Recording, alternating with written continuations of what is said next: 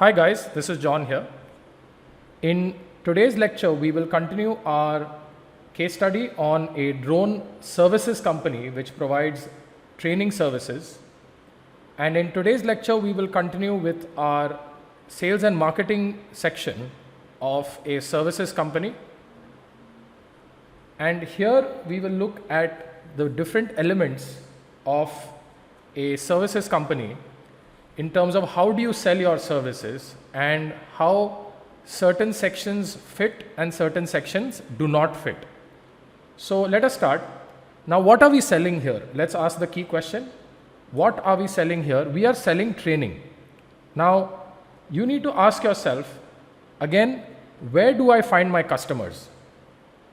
I'll find my customers online on platforms such as Facebook, Instagram, and also we will find these customers at schools. Now please understand, the school is not my customer. The customers go to school, so I can go to a school and ask them, can I sell to your students? So please understand, the school will not buy my training program. The student will buy my training program in this case. So please understand, the school is not my customer, but the student is my customer, and more importantly, the parent of the student is the person who will pay for my training program. So the most important question is, where will we find the parents and students? If you remember, that's the key question. So the parents can be found on Facebook and Instagram, which is social media, and Google as well. And the second place is we find students at schools. So now the question is, how do I sell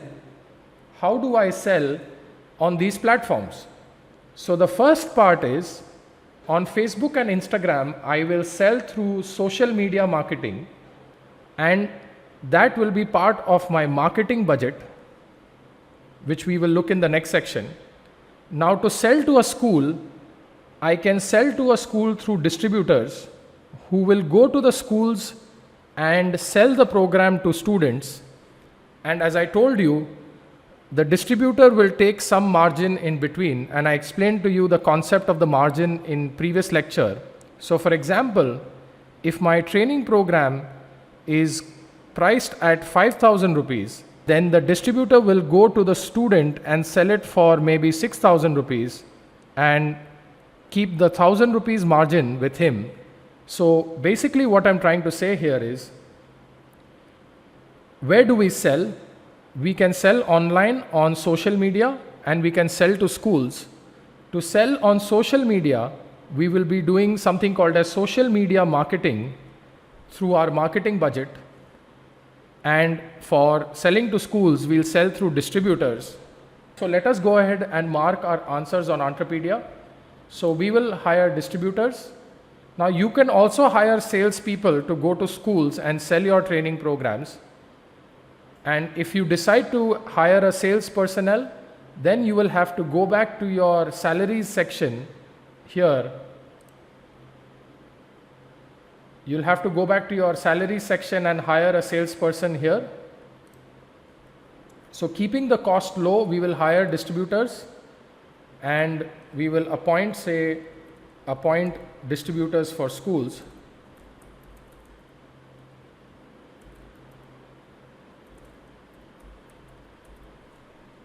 And let us continue.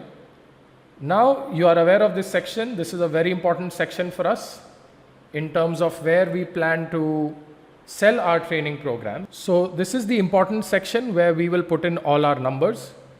So first, let us say, I assume that I'm going to hire one person to provide the training program. So when you say you're going to hire one person, you also have to say, how much are you going to charge per student? So let me say we are charging 5,000 rupees per student. Now again, as I told you, how do you decide how much to charge? You also have to discuss with your customers. You can run a small survey, and in the product section In the previous case study I showed you, you can create a survey using Google Forms. Now, what is the marketing budget that we need? Now, one of the major differences that I told you between a product and a service company is that you can actually make a profit with a small marketing budget. So let us see how small that marketing budget is. So let me say my marketing budget is 50,000 rupees. And let us keep the ROAS as same as 3. Typically for a services company, your ROAS is anywhere between 2 and 3.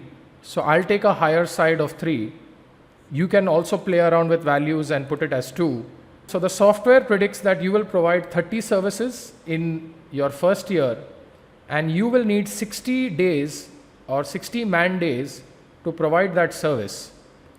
Now, with one trainer, you can provide up to 264 days because your trainer is already available with you. And because you've already hired him, you can provide up to 264 training programs. Now, with a budget of 50,000 rupees in marketing, we are expecting that we will provide 30 training programs. The software calculated that for you. Now, let us see with these numbers, do we make a profit or not? So we see that we made a loss, and again, let us go back and see why we made a loss. So if you remember, I explained to you the concept of fixed cost and variable cost. So the cost of my service is my salary, which is 30,000 rupees per month into 12, which is 3,60,000 rupees. My marketing cost is 50,000 and my website maintenance cost is 3,000.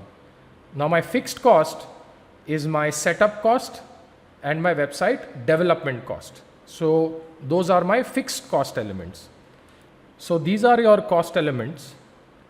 Now, as you see that you still made a loss of 2,98,000 rupees here. So let us go and find out what the software is trying to tell you. So the software is giving you a couple of recommendations here. The first recommendation says that try increasing the marketing cost for year 1. So let's go ahead and click on try. Now, we are actually evaluating what's the minimum marketing budget that I need to make a profit. So let me increase this from 50,000 to 1 lakh rupees. So when I increase this to 1 lakh, I can see that the man days that I need has increased to 120. Now I still have 264 days that I can provide, and the number of services has gone up. Now with these numbers, let us see what the result is. So let's click on save. You see that the loss has still come down to 1,98,000 rupees. Now let us see what would be the next best marketing budget that we can come up with. So let me increase this from 1 lakh to 2 lakh rupees. And now let me try and see if we make a profit. Yes. Now you see that the profit is small, but you've actually made a profit with a marketing budget of 2 lakh rupees. Now your total cost, if you see, is 5,98,000 rupees.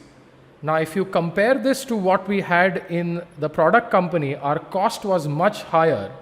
And I will compare that in the next lecture, where we will compare the minimum investment needed for a product company versus a service company. But what I want you to see here are a few things. Number one is your marketing budget is really small. So with a small cost, you can set up a training company, versus in a product company, the marketing cost is fairly high. And number two is you don't have any R&D to do here. So there are a few advantages to starting a service company. It is easy to start a service company. It is low cost. Now, I hope you've noted these few points here. Now, one exercise I want you to try here is, what if I reduce my ROAS to 2, and then if I see I'll make a loss. Now, the question is, at an ROAS of 2, which I put here, what is the minimum marketing budget that I will need to make a profit? I want you to try that and tell us. The second exercise I want you to try is, if I want to make a profit of 10 lakh rupees, a profit of 10 lakh rupees, how do I do that? So that's the second exercise I want you to try. Now, one very important point I want you to see here is the number of services that you can provide. Now remember, if the number of services go up, so we are saying we can cater to 80 students. When we say 80 services, we can cater to 80 students. Now, if you are servicing 80 students, you will have to go back. So if you increase the number of students, then this number of drones will increase from 6 to any number. So now let us say if we need to increase our profit, so let me go to our sales and marketing section. And now let me say for a marketing budget of 10 lakh rupees, I will need 800 man days, and I am only able to provide 264, so I have to increase the number of people I am hiring. So if I hire 4 people, then I am able to provide 1056 man days. Let me see, with 3 people, I cannot provide 800 man days, so I will need 4 people. So with 4 people, I am able to do that. Now, with this and changing the ROAS back to 3, I will see that I don't have enough manpower, because now the number of services that I can provide went up to 1200. So I have to increase this from 4 to 5.